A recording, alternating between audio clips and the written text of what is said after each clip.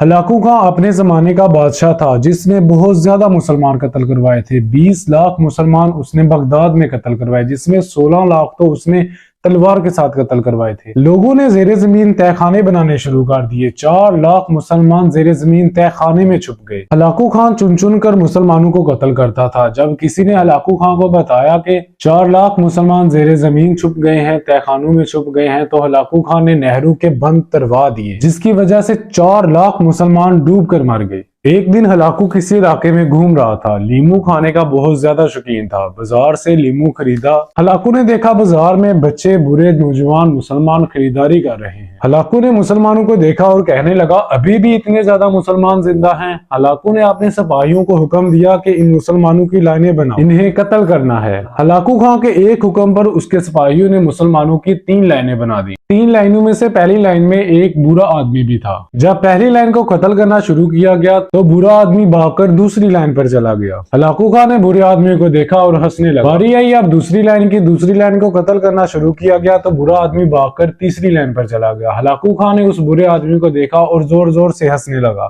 اللہ اکبر! معاذاللہ، جب انسان ہوتا ہے نا کسی خاص عہدے پر تو اس کی آکڑ نہیں سنبھالی جاتی، لیکن آپ لوگ جانتے ہیں اللہ تعالیٰ کی پکڑ بہت مضبوط ہوتی ہے۔ اللہ تعالیٰ کی پکڑ سے آج تک کوئی نہیں بچ پایا۔ باری آ چکی تھی اب تیسری لائن کی۔ تیسری لائن کو قتل کرنا شروع کیا گیا۔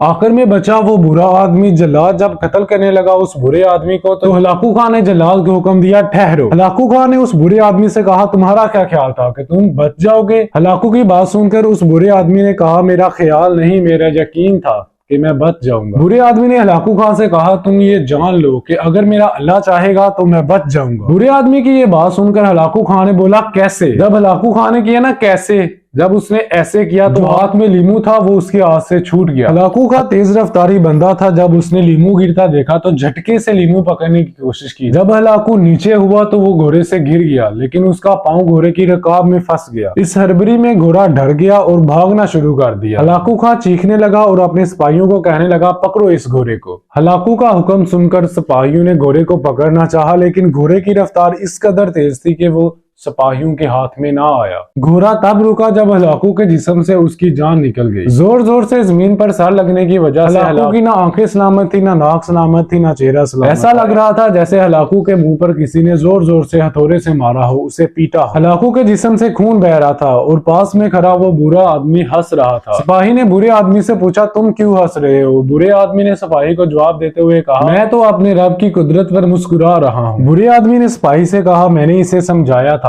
کہ بچانے والا اللہ ہے، اللہ بچا ہی لیتا ہے، لیکن غرور اور تکبر نے اس کو اندھا کر دیا تھا۔ امید کرتا ہوں آپ کو یہ واقعہ اچھا لگا ہوگا۔ اب میں آپ کا مزید وقت نہیں لوں گا، ملتے ہیں اگلی ویڈیو میں، تب تک کے لیے اللہ حافظ، السلام علیکم۔